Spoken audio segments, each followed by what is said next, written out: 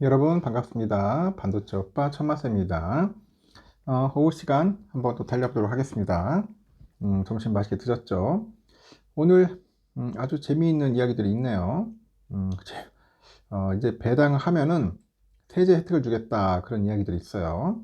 그래서 그 관련된 이야기들도 있기 때문에 여러분에게 한번 전달토록 하겠습니다. 밸류업 프로그램을 하려면 좀 제대로 했으면 좋겠어.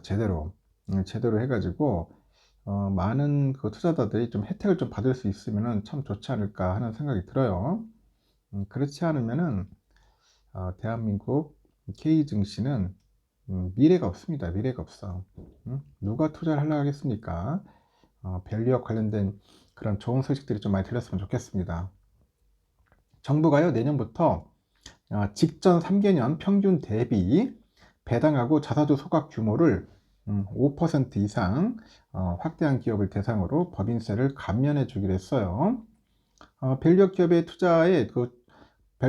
투자한 그 주주에게는 배당 소득의 그 저율 분리과세를 적용을 합니다.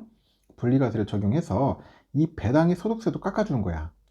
그러면 최대 주주의 그 상속세 할증평가도 폐지를 하고 금융투자소득세 폐지도 당초 계획대로 추진하기로 했습니다. 코리아 디스카운트를 해소하기 위해서 기업의 주주 환원 그 확대 노력을 촉진하는 기업 밸류업 정책의 일환이라고 하네요.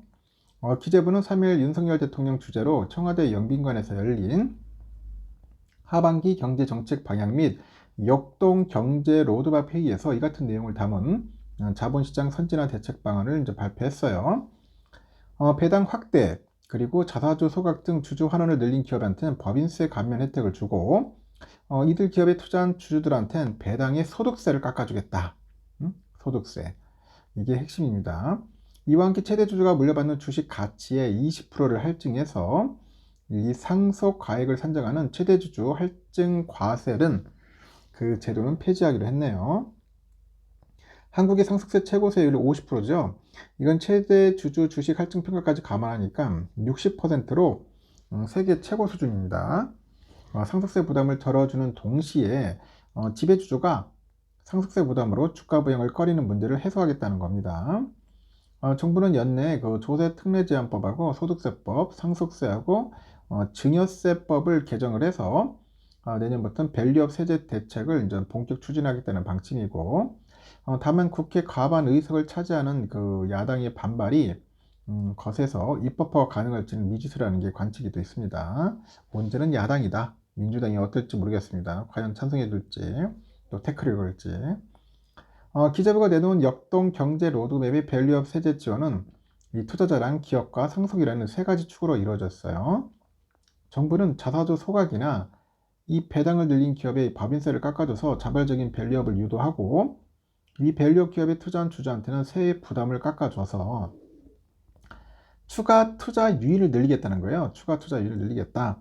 이어서 최대 주주의 상속에 부담이 없도록 할증과세 폐지해서 이 밸류업 선순환 구조를 이루겠다는 구상인데, 우선 정부는 주주 환원을 늘려서 밸류업에 참여한 기업엔 법인세를 감면하는 방안을 추진하는 겁니다. 기재부는 직전 3년 배당이나 자사주 소각 평균치를 5% 초과하는 주주 환원액에 대해서 이 법인세 5%를 세액 공제할 방침이죠. 예를 들어서 최근에 3년간 연평균 1,000억을 배당하던 기업이 다음 해에 배당액을 100억 원 늘렸어요. 그럼 총 100억이죠. 총 100억 원. 총 1,100억인데 이 총 1,100억 원을 주주들한테 배당했다고 가정하는 겁니다. 그럼 해당 법인은 직전 평균치 1,000억 원에 5%는 50억 원을 그 초과하는 나머지 50억 원에 대해서는 그 5%죠. 2억 5천만 원의 법인세를 세액 공제 받는 거예요. 기재부는 이들 그 밸류업 기업에 투자한 주주들한테도 배당 소득세 감면 혜택을 제공합니다. 현행 소득세법 보니까 이제 투자자의 금융소득이 2천만 원 이하인 경우는 14%의 원천세율을 적용합니다. 14%입니다. 원천세율인데 그 2천만 원을 넘으면은 이 사업소득하고 다른 소득과 합쳐요. 그 금융소득 종합과세가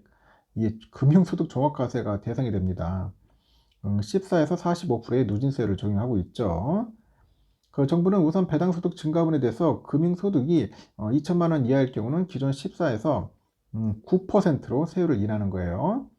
그럼 밸류업 기업에 투자한 그 주주의 금융소득이 2천만 원 이하일 경우 배당 증가금에 대해서는 9% 조율과세하고 나머지 배당금에 대해서는 14%의 세율을 적용받는다는 겁니다.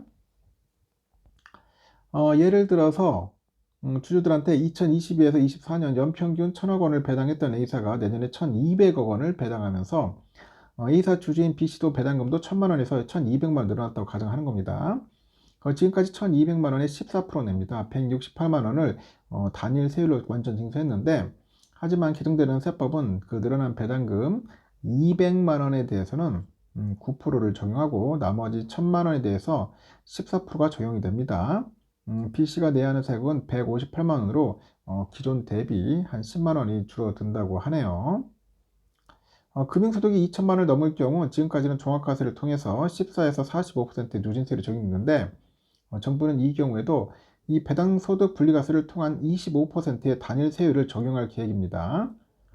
다만 25%의 단일 세율을 적용받을지 아니면 기존처럼 종합과세를 받을지 납세자가 선택하는 거죠. 주주는 배당 증가금에 대해서 25%의 세율을 적용받고 그 외의 배당금을 종합과세 받거나 아니면 배당 증가금에 대해서 2천만 원 한도인 경우 9%의 세율을 적용받고요. 그 외의 배당금에 대해서는 종합과세 받는 방법 중 하나를 선택하면 됩니다. 예를 들어서 주주 C씨의 배당금이 직전 3년 평균 2천만 원에서 내년에 2,400만 원으로 증가를 했어요. 그럼 다른 소득이 10억 원이라고 가정하자. 그럼 지금까지는 종합과세를 적용받아서 3억 8,866만 원을 내야 했는데, 특히 10억 원 이상은 과표 최고 구간이어서 45% 기본 세율이 적용됩니다. 하지만 이거 분리과세가 적용되니까 기존의 배당금 2천만 원에 대해서는 14% 적용받고요, 세율을. 이 배당 증가금인 400만 원에 대해서는 25%의 세율을 적용받게 되는 거죠. 다른 소득인 10억 원에 대해서만 45%의 기본 세율이 적용되고, 이 경우 C씨가 내야 하는 세금은 3억 8,786만 원, 지금보다 80만 원 정도 줄어든다고 합니다. 하여튼 뭐 다양한 이야기들이 있는데 이렇게 된다는 거예요. 결국은 좀 뭐 깎아주겠다는 겁니다. 쉽게 말해서 분리과세를 할지 종합과세를 할지 둘 중에 선택권 주고 14%에서 9% 빠준다는 겁니다. 그 정도로만 이해하시면 되고, 구체적인 디테일한 얘기는 나중에 또 제가 종종 알려드리도록 할게요. 문제는 야당에서 동의를 해줘야 돼요. 야당에서 안 해주면 또 꽝이죠. 삼성은 81,800원, 81,700원 왔다 갔다 하고 있습니다. 보합권에서 흘러가고 있고요. 좀 아쉽기는 합니다. 현재 그렇게 해갖고 우선주는 64,100원에서 왔다 갔다 하고 있네요. 그래도 오늘은 우선주가 좀 잘 버티고 있습니다. 우선주가 외인들이 들어오다 보니까 좀 낫네요. 그런 부분들이 좀 도움이 되는 것 같습니다. 하여튼 삼성전자는 잘 빠지진 않는 것 같고, 하이닉스도 보합권이고, 오늘은 보니까 2차전지 섹터랑 금융주가 좀 상승세를 좀 타고 있는 것 같습니다. 참고하시기 바랍니다.